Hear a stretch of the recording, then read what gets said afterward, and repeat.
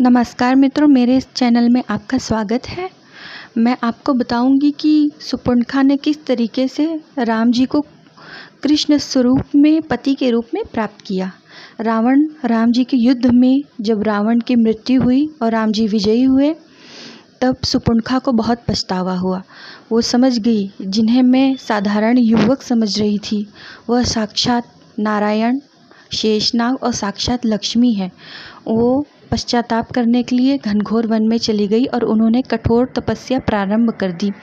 100 साल, 200 साल, कई सालों तक उन्होंने घनघोर तपस्या की।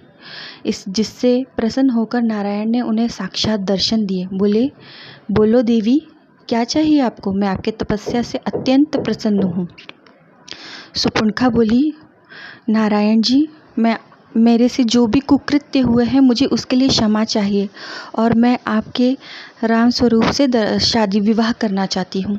नारायण बोले, मैं आपको क्षमा करता हूँ, किंतु मैं आपको राम स्वरूप में आपसे विवाह नहीं कर सकता। लेकिन हाँ, अगले जन्म में कृष्ण अवतार रूप में जब मैं द्वापर युग में जन्म लूँगा, अवतार लूँगा, तब आपसे विवाह करूँगा। आप कुबरी के रूप में उस वक्त जन्म लेंगी, कंस की दासी के रूप में।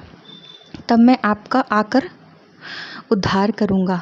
अगले जन्म में जब राम जी ने कृष्ण जी का रूप लिया, तब कुबरी कंस के यहाँ पर कंस की दासी के रूप में जन्म ली। तब कृष्ण जी जब बलराम सहित कंस के पास आए उनका वध करने, तब उनके राज्य में कुबरी साथ में मिली। बोली, हे सुंदरी, क्या कर रही हो? कुबरी देखी, सामने दोस्त खड़े थे। बोली, आप मेरा परिहास कर रहे हैं? मैं किस तरीके से सुंदर हुई? मैं तो बदसूरत हूँ।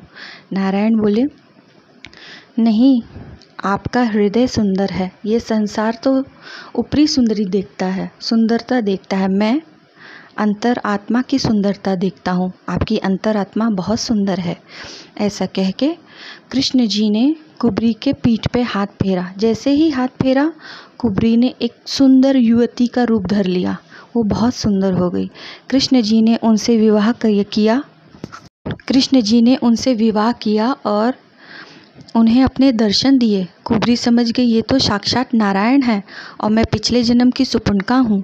16,000 पत्नियों में कृष्ण जी की कुबरी भी आती है और कुबरी का उद्धार किया कान्हा ने। तो बोलिए, जय श्री राधे कृष्णा।